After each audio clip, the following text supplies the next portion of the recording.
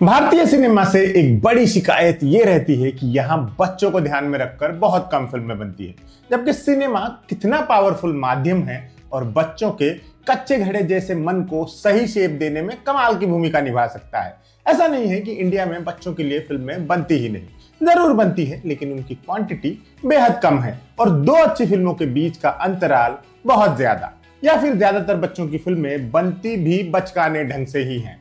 ऐसे में हमें बच्चों को अच्छी फिल्में दिखाने के लिए हॉलीवुड और बाकी की इंडस्ट्रीज का मुंह देखना पड़ता है। आज हम आपको ऐसी कुछ फिल्में सुझाने जा रहे हैं जो आपको अपने बच्चों को जरूर दिखानी चाहिए। इस सीरीज में हम एक एक प्लेटफॉर्म को छानकर नगीने निकाल रहे हैं। फिलहाल हम आपको नेटफ्लिक्स पर देखी जा सकने वाली 5 फिल्में बता रहे हैं।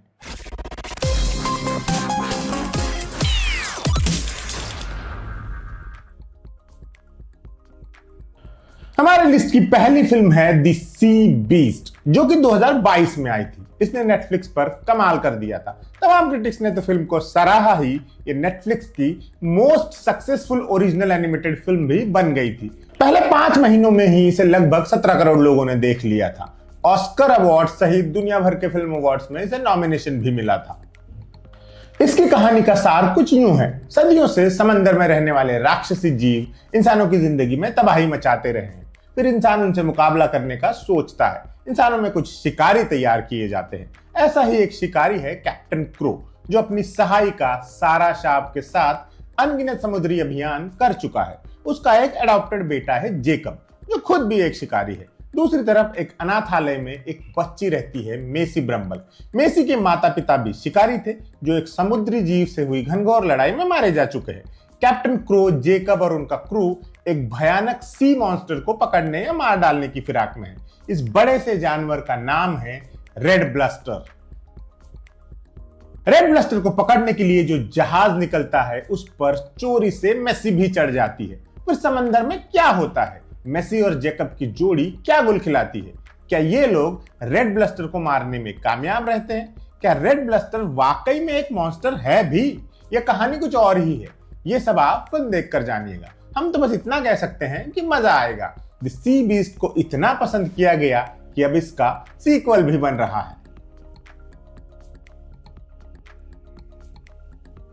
2023 में आई निमोना को भी बहुत पसंद किया गया। खासतौर से इसकी कहानी में जो फ्रेशनेस थी, उसकी काफी तारीफ हुई।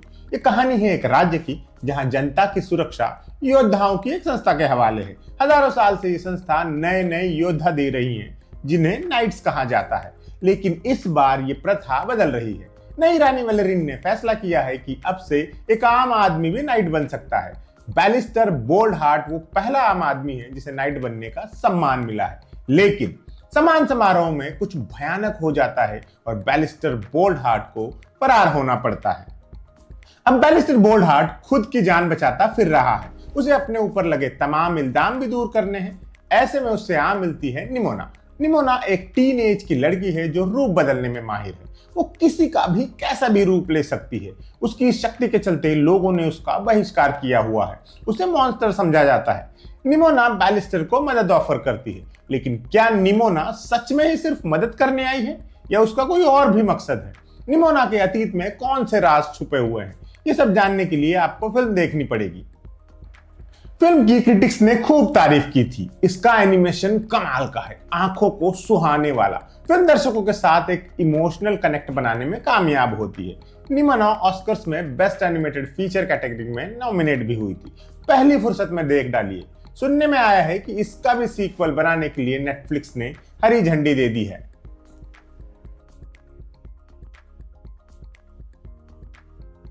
बच्चों के लिए एक से बढ़कर एक फिल्में बना चुके एक्टर प्रोड्यूसर एडम सैंडलर 2023 में भी एक शानदार फिल्म लेकर आए थे। लियो नाम की इस फिल्म में उन्होंने लीड कैरेक्टर को अपनी आवाज भी दी थी। ये कहानी है लियो की, जो कि एक तुआ तारा है। तुआ तारा मतलब एक तरह का गिरगिट या लिजर्ड। लियो एक स्कूल पेट है जो स्क्वर्टल नाम के एक कछुए के साथ स्कूल के क्लासरूम में रहता है। दोनों आपस में बोलते बतियाते सालों से समय काट रहे हैं। एक दिन लियो किसी को कहते हुए सुन लेता है कि उसकी प्रजाति की उम्र 75 साल होती है और लियो हो चुका है 74 साल का, यानी कि उसका अंत करीब आ गया है। उधर समर नाम की एक लड़की लियो को अपने घर ले जाती है, जहां उसे पता चलता है कि लियो तो बोल भी सकता है। लियो समर को खुद को बेहतर करने के टिप्स देने लगता है और जल्दी ही समर स्कूल में सबकी फेवरेट बन जाती है। फिर धीरे धीरे बाकी स्टूडेंट्स भी लियो से अपनी परेशानियां शेयर करने लगते हैं और वो कई स्टूडेंट्स का सलाहकार बन जाता है। आगे की कहानी रोचक है। क्या लियो सच में ही मरने वाला है? क्या उसके साथ कोई धोखा होता है? स्कूल में आई नई टीचर क्या गुल खिलाती है? ये सब आप फिल्म देखकर जानेगा। नेटफ्लिक्स पर अवेलेबल है।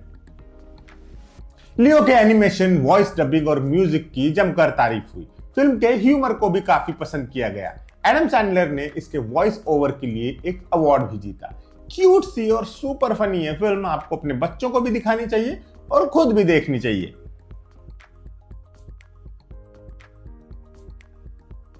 अलादीन और जादुई चिराग वाली कहानी आप सबने पढ़ी ही होगी। इस कहानी के पात्र थोड़े से बदल दीजिए। अलादीन की जगह एक स्टूडेंट इमेजिन कीजिए, चिराग की जगह एक टी पॉट ले आइए और जिन की जगह एक ड्रैगन। हो गई विश ड्रैगन की कहानी तैयार। डिन सॉन्ग एक गरीब घर का लड़का है जिसे उसकी माँ बहुत मुश्किलों से पढ़ा पा रही है। डिन छोटे मोटे काम करके अपनी माँ को सपोर्ट करता है। एक रोज किसी डिलीवरी के दौरान एक कस्टमर उसे पैसों की जगह टी पॉट देता है जिससे निकलता है एक शानदार ड्रैगन। लॉन्ग नाम का ये ड्रैगन डिन की 3 इच्छाएं पूरी कर सकता है। डिन क्या क्या मांगता है, उसकी इच्छाओं का उसके आसपास की लोगों की जिंदगियों पर क्या असर पड़ता है और लॉन्ग की असली कहानी क्या है, ये सब जानने के लिए आपको फिल्म देखनी पड़ेगी। यकीन जानिए ये कलरफुल फिल्म देखकर आपका दिल खुश हो जाएगा। फिल्म की कहानी चाइना के शंघाई शहर में घटित होती है। जैकी चैन फिल्म के प्रोड्यूसर्स में से एक थे और इसके चाइनीज वर्जन के लिए उन्होंने ड्रैगन को अपनी आवाज भी दी थी। क्रिटिक्स ने फिल्म की तारीफ करते हुए कहा था कि भले ही फिल्म का प्लॉट प्रेडिक्टेबल हो, लेकिन अपने एग्जीक्यूशन में यह फिल्म पूरे नंबर वसूलती है। इसके ह्यूमर और एनिमेशन स्टाइल की भी काफी तारीफ हुई। देखने का मन हो तो नेटफ्लिक्स चला लीजिए।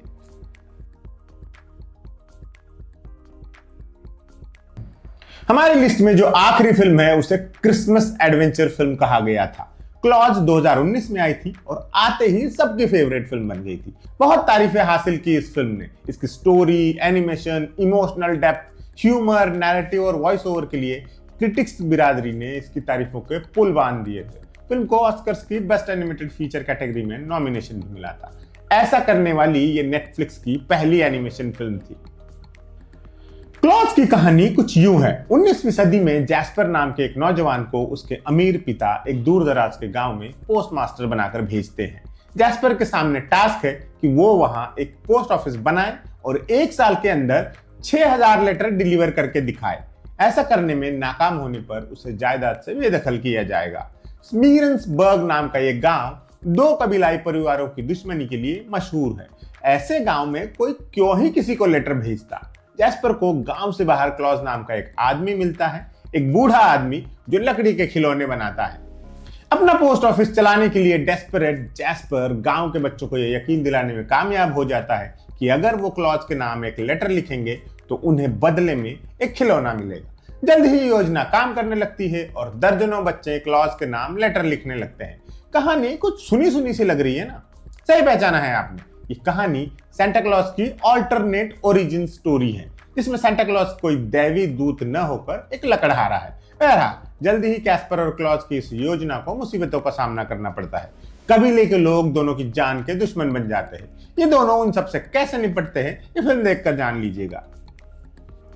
नेटफ्लिक्स पर रिलीज होने के बाद क्लॉज ने धमाल मचा दिया था। ये उनकी पहली ओरिजिनल एनिमेशन फीचर फिल्म थी।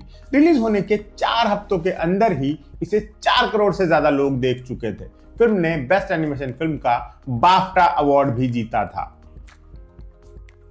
तो ये थी ऐसी 5 फिल्में जो बच्चों को जरूर दिखाई जानी चाहिए, साथ ही बड़ों को खुद भी देखनी चाहिए। दोस्ती, ईमानदारी, अनुशासन, हौसला और इंसानियत जैसे गुणों को सिखाती ये फिल्में बच्चों के लिए प्रेरक साबित हो सकती हैं, तो जरूर दिखाइए उन्हें। आज के एपिसोड में इतना ही। आपको ये एपिसोड कैसा लगा हमें जरूर बताइएगा और देखते रहिएगा एम बोले तो।